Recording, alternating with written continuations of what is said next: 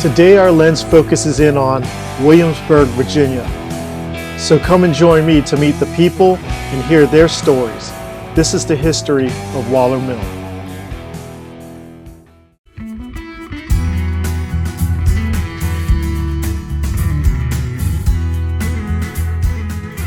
I'm Tim Dempsey. I live in Williamsburg, Virginia, the president of Colonial Disc Golf Club.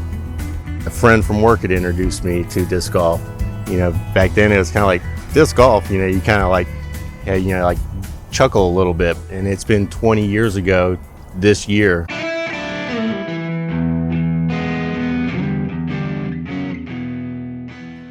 My name is John Roy and I reside in Williamsburg, Virginia. I'd say my pesky neighbor got me into disc golf. We were tired of playing in the streets, getting all scored up, so we went across the road there to Newport News Park, and I got hooked immediately. It was about 1999, I'd say that winter of 1999, something like that. But it was a lot of fun.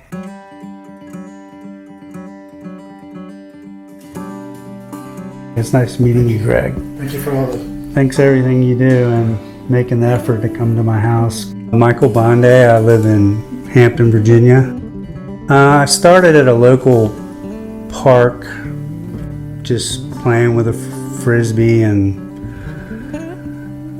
me and a few buddies made a object course, and we go out there every day for, I don't know, probably years.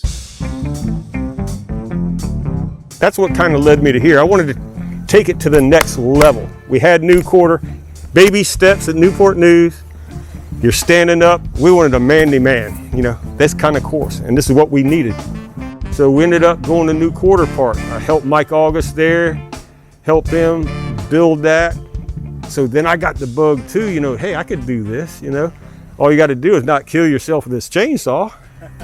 Don't get hit by a tree. Rule 1, don't get hit by a tree, all right? If you're gonna build in a golf course. But after doing that, I heard about this place. I met a park director there at New Quarter. He was over there for some event we were having, I guess, and they had questions. So I said, well, let me walk your place down. And once I got here, it was just like, holy crap, there's a lot of trees. Mike Bonde, I'd say we met years ago and just in the tournaments because he was coming out to play.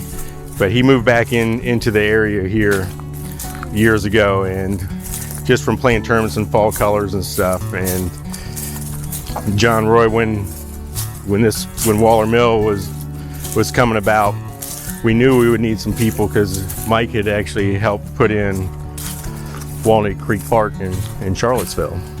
So, and plus, he's good friends with Bisco. John knows Bisco. So, when you put in a course, you want to get advice from other people as well, because everything here wasn't all one person's choice, and you do have to make some compromises on some choices and holes, because you're trying to create balance between some of the holes, so you get a little bit of everything. Lefty, righty, straight, up, down. You want to try to take that into account. I'm not a designer. If you call me a designer, I'd probably say you're wrong, even though I have the card. See, I'm part of the disc golf designers group. I get emails from Chuck Kennedy and all them guys all the time, and I actually attended a course with John Hope because I wanted to learn his courses. He's a master designer, So we went to Georgia, down to the International Disc Golf Center, and we had a seminar. We did that for 2 days, and we played a tournament. So that was pretty good. And I like John Hope. He's a good guy. We wanted to make a great course. And the only way to do that is get Bonde involved as a designer with his experience his mindset, we wouldn't be where we are here today. I'm more like a facilitator. I'm like the guy that cuts the trees, pulls the trees. If I don't like something, I'll say something. And we had a pretty good relationship, so Mike would listen to criticism. Walnut Creek was really my first design and install. I got it all laid out, and I'd always seek out John's advice because no one better to review your course, and he's always offered frank criticism and always has good pointers and suggestions. I guess the best example would be Waller Mill. You know, there's a lot of woods courses in Virginia, and in this area there wasn't really a woods course or any course with a whole bunch of elevation. So we wanted to design a course for all ages and for all skill levels, but we wanted it to be challenging and but fair. So that's really what we set out to do: challenging and fair, reward good shots, and when you throw a bad shot, give yourself a chance to recover and throw it with a good shot. About 2014, that's when they started looking in James City County and Williamsburg to find a piece of property in one of the public parks, and this one ended up being the one. And this was a labor of love. It was, I would say John Roy probably drove it the most because he was the leader behind it all. I mean, Bondi, he was a critical part of it, you know, being the design part of it, just as much the work part of it. And I was here to help just make sure everything happened, because every week they were here and I was here right along with them. The first official work day was hole 3. We had already knew where hole 1 was going to be, hole 2 was going to be, but we started, because, you know, if you look at where hole 3 is, that's next to shelter 2. It was an easy place to park and stage right there in the very beginning. It's like, we're just going to start right here and work from the beginning. How long did it take that eyebrow tree to grow? It was already there. It was like that? It was already like that. That's awesome. It was already like that. You couldn't see it inside all the pines, but once we saw it, you know, it's kind of like a signature tree on that hole in a way. It makes for a great picture in the fall when you stay and the sun's just right. Yeah. It makes for a beautiful picture. Well, so 3 was like that, right? Yep. Right? 3 could look like that if we hadn't cut the pines down, because all of them were pretty much like this size. You see this? Go in there with a weed whacker saw where you don't even have to bend over. Just zoom, zoom, zoom, zoom. Stack them, rack them, pack them, and pull the hell out of the way. All right, hole 3 is, you know, one of my favorite holes. But actually, this is kind of where the course was born. I mean, I think this is the first hole that we really all got together and seen what had to be done. And we had to work together to get it accomplished. So, I mean, there was baby pines as far as the eye. You couldn't even see the field for the density of the trees. So I like it because, you know, it's our first thing that we collaborated on, and we already committed to doing something. But the way this turns out, everybody had their own vision. Mike had an idea what we wanted to do. Tim brought to the table perfectionism. He wanted it to look good. All right, we went ahead, we built it, let's make it look the best that you can. That's what Tim brings to the game, you know what I'm saying? Jeff Craig, he's like me, we just kind of grab saws and follow their lead, you know. But just like you, I think we all had that common passion. We had a passion, okay? You have a passion. We had a passion. We wanted to have a cool course. And thank goodness we were able to do that, man. I think we pulled it off. I'm real happy about that. But again, when we were talking earlier, we didn't build just a disc golf course. We built a bond, okay? And I think that's the most enduring thing. This course will be dirt. And we'll still have that memory and that friendship. And you got to share that with somebody, right? You can't have all that fun up inside by yourself. You got to have, we were fortunate enough to find each other. And in the midst, during all that, we were able to build something pretty cool. The whole effort was really kind of just organic. We never really had a plan other than the layout of the course, so we wouldn't, we worked so well together, and you know, there were no egos involved, and we just kind of, so we'd show up one day, the plan was just to show up every morning, and we show up, and really wasn't no plan to get any work done. We just start working, and we kind of, everyone had their own pet projects, and everyone preferred things a certain way, so we just kind of took turns working on whatever was important to each other. So, and there really was no plan about it. It was kind of just, we'd go up there and well, I want to go look at something, and on the way to looking at something, we'd see something else, and then we'd end up spending all day working on that, and no one was in charge, but you know, no one but everyone was in charge. So we just took turns doing each other's pet projects. So it wasn't, you know, Tim liked it pristine, and you know, he was really involved in the aesthetics. I'm not a big fan of concrete tees. There are worse tees, but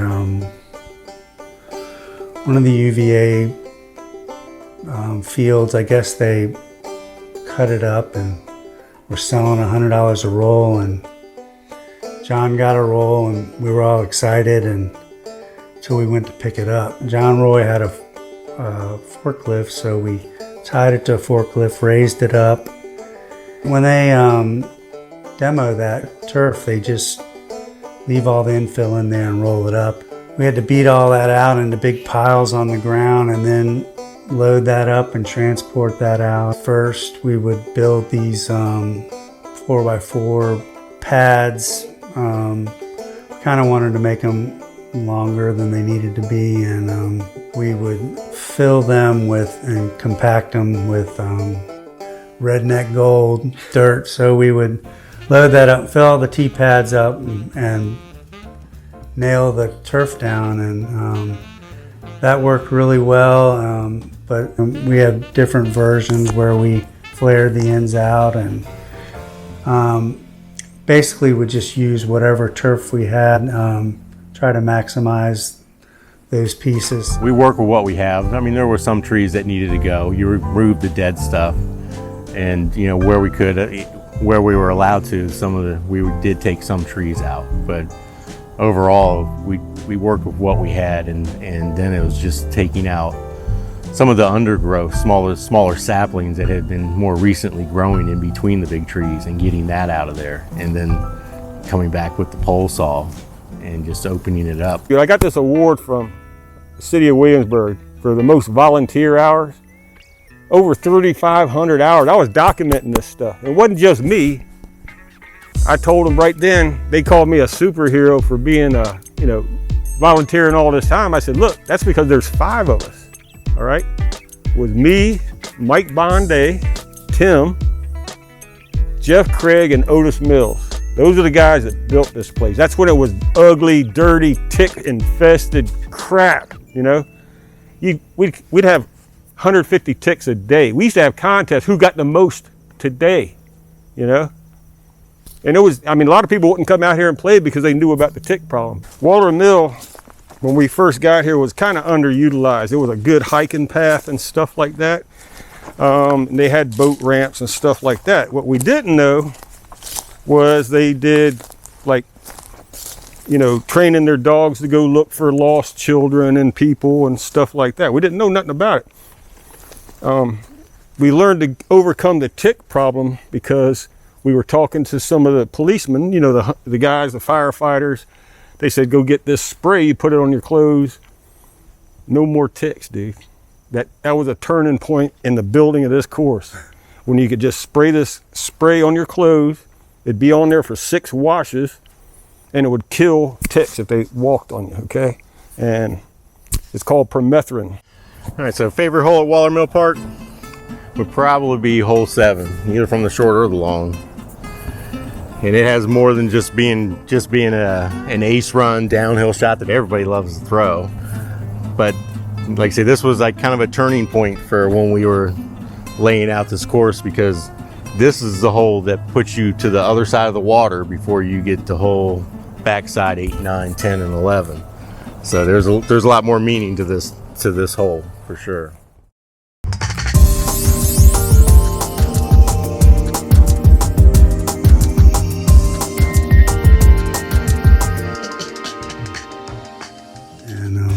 And the first thing we wanted to do is take advantage of all the elevation, which is really unique to this area.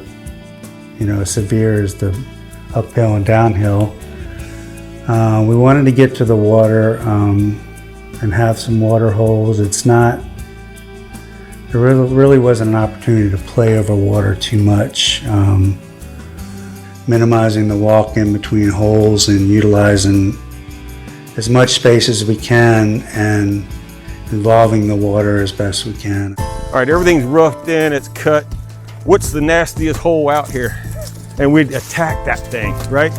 We'd just go get it until it was the best hole. And then there's always a next one on the list, right? So we ended up doing, that's how this got done. We went from the ugliest hole, made it the prettiest one until we got done. One day we're over here, not far from here, right there on 4 short, T-pad. We're over there putting in the carpet, matter of fact, right? So there's guys with shovels, and I guess we're attracting attention because across the field comes this very nice looking lady in a uniform, and who doesn't go for that, right? She's carrying a little suitcase thing, and she's walked up to us. She looked very official. She says, "What are you doing here?" I didn't know she was with the parks or the county. So I just said, "Hey, we're just working on the tee pad here. We're putting in a disc golf course." She goes, "Disc golf. I don't know why that's so popular, And I was like, "Ooh, okay." We all just like, okay. I said, "Well, yeah, it's fun. We're trying to get it done. What are you doing out here?" "Oh, I'm hiding body parts." I said, "Body parts?" I said, "I don't know why the hell that's so popular." She just looked at me and she walked away. Hole 7 here is short. Yeah, you can't see it now, but where the walking path up to short 8 was over to the right. You have this new path up to the left, but this whole area in between them was just nothing but where we would pick up all the debris, all the branches and the cut trees and everything. They got all stacked up over there, and it was just a big mound because it was out of play. We considered that out of play back then. This was more than playable to be down on this island, because that was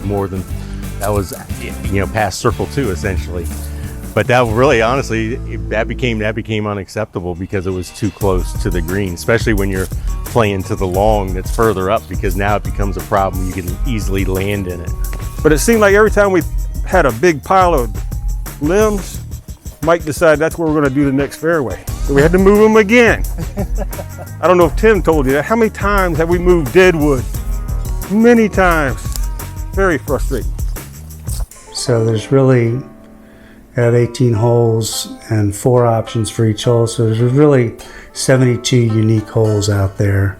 The work was just seemingly insurmountable. So, just showing up every day, and that's not looking at the big picture is the only way that we finished, so.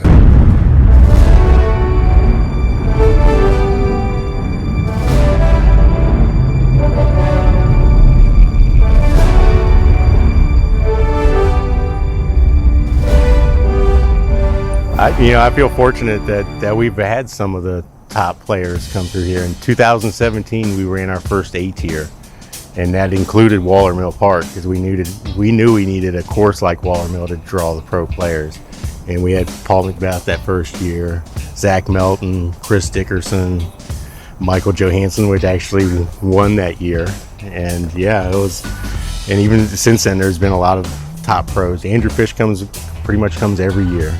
And James Conrad's been here in the past. Yeah, Lane King's been here, Aaron Vandenberg, Brian Schweberger, he's been here multiple years. And last year, Corey Ellis came back. He played a few years ago, came back and won last year, and he's returning this year. He's on the registration. So yeah, there's been quite a few. It's nice to see them come out and play our local courses. Like I said, the first year when Paul Macbeth came out and played, he didn't win that year, but he came back a couple years later. When Hannah came out, she was supporting all the ladies events that were going on in the state of Virginia, so she was traveling and playing the tournaments. So when Fall Colors came up, it was at the end of the season, and Paul was recovering from an injury. So he showed up to caddy for Hannah. But you know the other pro players are not gonna let that slide, because I can't remember what the exact word, they told him hey, we've got one of his disc-craft discs here you can use. And so sure enough, as I'm walking out onto the course to call 2 minutes, Paul's coming back to me, hey, can you put me in a tournament? I'm going, yes, I can. I'm on my phone right now, because now you're starting, because now you're capable from doing on your phone now. Before, years ago, I wouldn't have been able to do that. So I'm adding him to it. And so he's headed out the hole 3 in the group there. I had an opening on that hole, and they were probably just as much shocked that Paul's showing up to play. And it was really cool, because it made the first round was electric, because everybody was hearing that he was playing, but they couldn't see his score, because we had live scoring that year. But for some reason, the group on hole 3 had a hard time entering him in, and they couldn't get him in. So his live scores weren't showing up. So everybody was kind of curious, because as I was walking around the course from group to group, they're going, hey, is Paul playing? Hey, is Paul playing? So yeah, and so he was a few strokes out after the first round. He had like 3 discs the first round that he had borrowed. And so a few strokes out, then he had a few more discs he put together and played the second round. Next day, he took Hannah's practice bag and put a bag together, and he came back and pretty much, he won that year, no doubt. Redemption for the first year. Wow. Yeah, that was a lot of fun. Everything worked out great. I mean, I couldn't be happier. I mean, but even today, I don't think we're finished, though. That's the thing. It's like an unfinished symphony out here. It's like a song or a book that needs that last chapter. What do you think that is? That to make it a world-class course, we're going to need signage. We're going to need to make the tee pads right. The standards for disc golf courses, I think they give you guidelines, but it's the extra stuff that makes them special. You understand? And you go out to a course where you see somebody went through the trouble of doing something that isn't required. They just thought it looked good or played good like that. So, I mean, they give us guidelines, but it really comes down to people like Mike Bonday to make a disc golf course. Anybody could just do a drab old, basic, course. But yeah, we wanted to make it a championship level, and I don't think we're there yet. I think the layout is there, but it's all the amenities that go along with a championship course.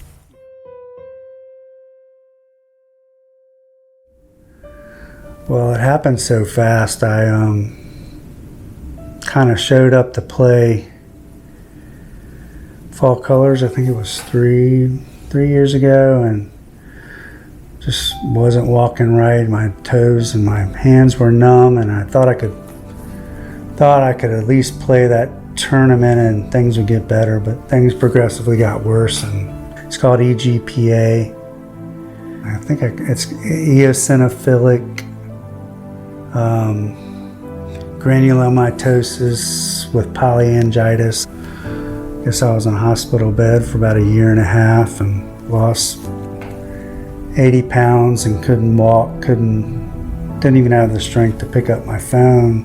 My hand dropped, and this hand was like that for probably 2 years. Now this is recovered,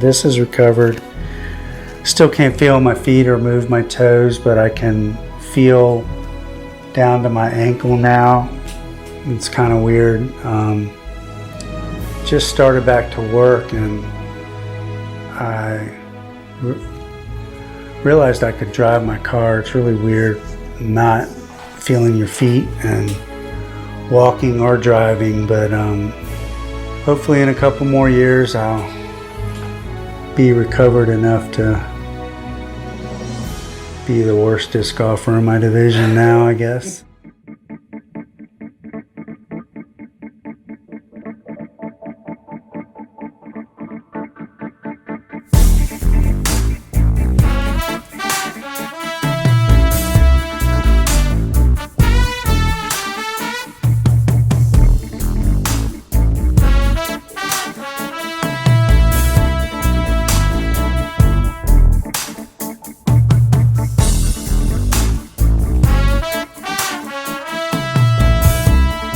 there's a group of people that I really should thank, and one of them is Mike Bonday, John Roy, Otis Mills, Jeff Craig, Kathy Ayers. She came out, started helping out here at Wallermill Park. She's probably helped out more than some of our club members have. She's here just as much as whenever I'm here, she's here with me helping out. So yeah, I can't thank her enough for doing that, for sure. We can go all the way back. I want to thank Johnny Rotten for being the guy he was and keeping this sport growing. Mike Bonday, I appreciate you, man. You're a good person. You got an eye for the game. You're a hell of a player. And I miss you a lot, man. I want you back out here. Tim Dempsey, I got to thank him because, like I said, couldn't have done it without him. I mean, his drive, his energy, everything that he's brought to this course. I mean, you can see it out here. You can see it. Jeff Craig for being there, cutting trees down with us, working every weekend together. I think you're a great guy. Otis Mills. Otis was here at the very beginning. He was there every weekend and he worked his ass off, and I appreciate that. I want to give a shout out to the Colonial Disc Golf Club. You're the best. Don't let nobody ever tell you otherwise. You tell them to come see me otherwise, and I'll handle it.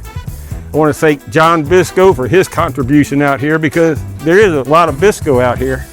Bonday, he had to have his approval or else we weren't going to do it. So thank you, John Bisco. Thank you for being who you are. And Bob Cannon, thanks for putting up with all this crap. I hope no one will have to call me anymore and check on me because I'll be hanging out with them. I'm sure I'll get last place, but I'm sure that I'll be really emotional if I ever do get to play, but yeah, I don't even know what to say to that. I just want to thank everyone and thank you, and let everyone know that I really I never would thought I'd miss disc golf so much and being around all the people, but I am getting better and I hope to be at it again. Man, thank you so much, Mike. Okay, it's nice meeting you, Greg.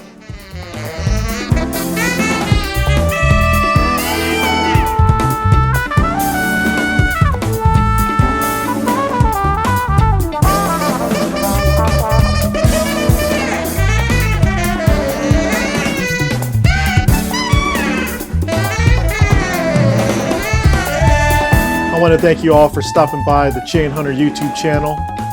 I hope you enjoyed this history lesson, and I just want to thank those trailblazers for giving us this gem in Williamsburg, Virginia.